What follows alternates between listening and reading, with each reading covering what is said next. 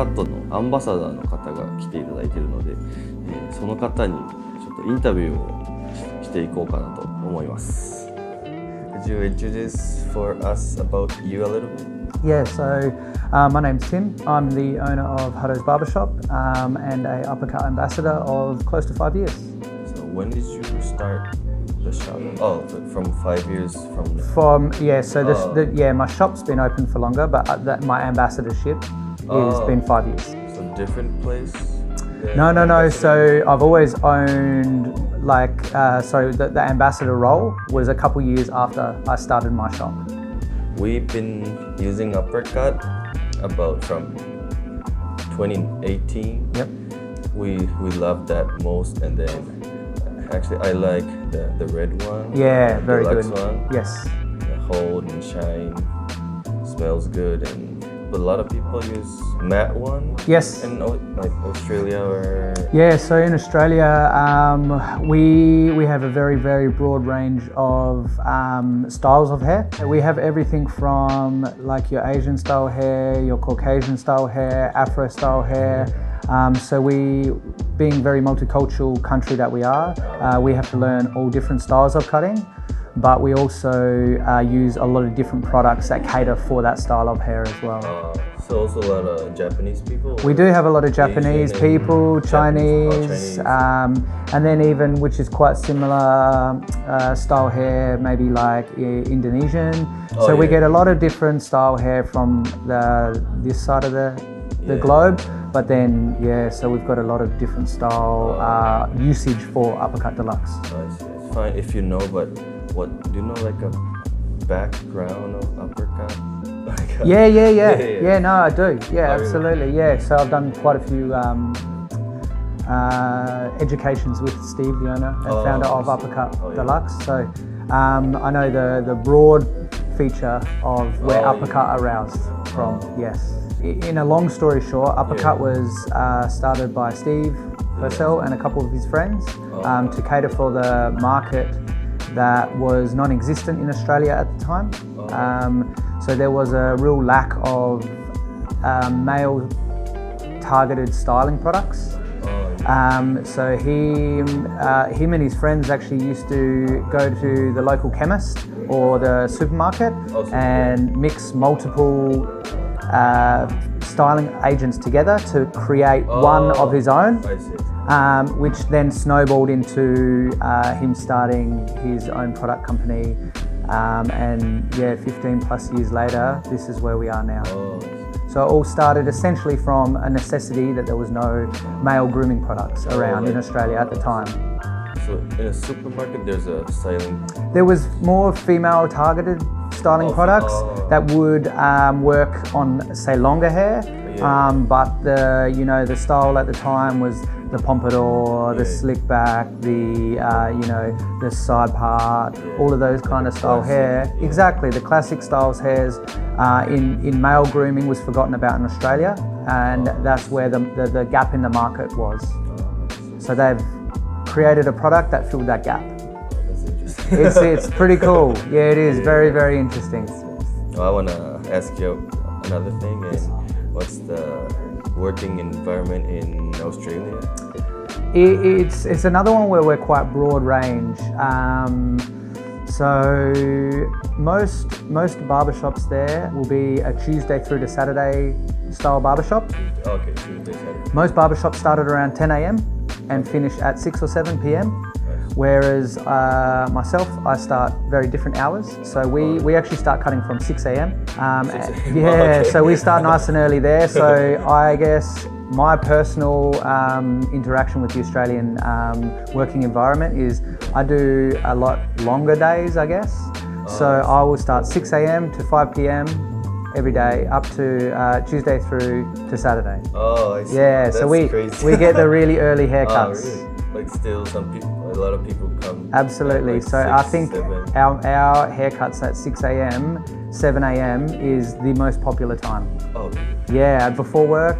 Yeah. So if we run on an appointment schedule, if you haven't booked your 7 a.m. haircut weeks in advance, you probably won't get one. We're booked out for weeks and weeks. Oh, really? For the 7 a.m. Yeah, people love the 7 a.m. Oh, So no like walking. No walk-ins. If we got time, absolutely, we will do it. Yeah, yep, definitely. So we've seen the trend of the walk-in barbershops slowly die out, and it's a lot of appointment-based barbering now. How many appointment do you guys use? App for appointment? We use app for appointment. Call Yeah, so app and call. One app? One app. We use one app for that, which is can be located through the App Store or it can be through our internet, and that's how I would say 80% of our booking is app based. Oh, okay. Actually, we use like 2 apps. Yeah. So okay. It'll be a lot of double booking. Yeah, but that's it won't happen. That's very hard. If you guys use one. We never have issues. Oh, Yeah, we just use one booking. I see. How long does it take from like assistant to like a stylist to cut hair? Okay, so there's a few different ways to go about getting your qualification in Australia. So there's one where you work full-time, and one is part-time. So you're full-time, you will be in a training college or like a training school, and that's 44 weeks. So nearly a year, just shy of a year, but you will be there Monday to Friday only in a training school. But then I did it differently, so we can do what's called an apprenticeship in Australia, and that's 3.5 years. So you work full time in a shop, and then you go do certain days out at a college. So there's 2 different options. You either in school a lot, or you work, which I think is the better option, but it takes 3.5 years, and we work full time in a barbershop. So even the 1-year one, that this guy can work still? Yes, but mostly, so they'll do what they call is work experience. So they'll go out to a shop and work for a couple of weeks, a semester in a shop. So they get the idea of how a shop or salon runs. Yeah. The 3-year one is like mainly shop. And then It is all shop, and then you do a certain amount of weeks per year to get your qualification. Yeah. Is there like a test or exam kind of thing in the There's multiple tests and exams, but they were all done in training facilities. Training. Yeah, the test is not done in the barbershop. So it's done in the facility which has the barbershop inside there. So there's 2 different options basically. But essentially, you know, in my true belief, you never stop learning. I teach a lot of guys, and you can get, I think, good enough to cut hair within say 3-4 months. But then you never stop learning. I've been cutting for 10 years and I learn every single day. So I don't think there's ever an end to where you can not learn. So in Japan, there's a big test for a license at a school, but even if I passed that one, when I got to the shop, I have to do the like an assistant thing, like shampoo after the stylist, and hairstyling or shaving or like easy ones first, and then practice haircut again in the shop. So, and then we take a little test kind of thing for the haircut, perm, color in the shop. But you guys don't have the like a little. Not really, not an official one. That's down to the discretion of the shop owner. So the shop owner, once you have your certificate, your piece of paper, it's up to the shop owner's discretion to let you know when you're allowed to cut. So some barbers will come out and they'll just sweep up and wash hair or take phone calls, but then some will just get thrown in the deep end, so to speak, and then they'll just cut straight away. So what's the average tip, and then like a salary average? So like how much does people pay for haircuts, or pay for the tip, the extra tip? Like we don't do tips in Australia. So just like a price. So price of haircuts is $45. Starting from $45 for a regular haircut, and then $57 for a skin fade. So we allow an extra 15 minutes for a skin fade on a haircut. Okay. That's why we charge that little bit more. So how much can you get from that price? Like no tip, right? So No how many tip. percent from that, like $37? Yeah. Can you get like few percent you can get from that price? As a salary, so like in Australia, we run on completely different pay structure. So you can either be per hour, you can be commission, or you can do booth rent as well.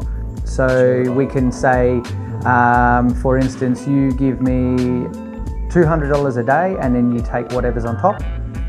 So that's down to discretion of the owner as well. So there's three structures of pay, generally what's used in Australia, which can range from 50-50, 60-40%, just depending on what the shop owner and the barber agrees on at employment. So this is a final one. And what's the image of barber shops in Japan? Also barber in Japan? I guess for my short stay so far, the image of barbering in Japan, it's really, really cool. So a lot of the shops seem to be a bit more like salon / studio vibe, simple, simplistic style barbershops and studios with a real nice focus on like almost hairdressing Cosmo style, fused with barbering itself. Yeah, I'm really excited to see a lot more shops and just to immerse myself in the culture of Japanese barbering. But so far, really cool. Only 3 days. So 3 days so far, so and so we're going to see a lot more. But from my first impressions, they're really, really they're really cool barbershops so far. Yeah, you guys do a very good job here. A lot of precision and a lot of honor in your cuts. Thank you so much. No, thank you. It's super nice to know you. No, thank you. Thank you for welcoming me to the shop. Yeah. It's really cool, and you've done a very good job here. Thank you. Thank you so much.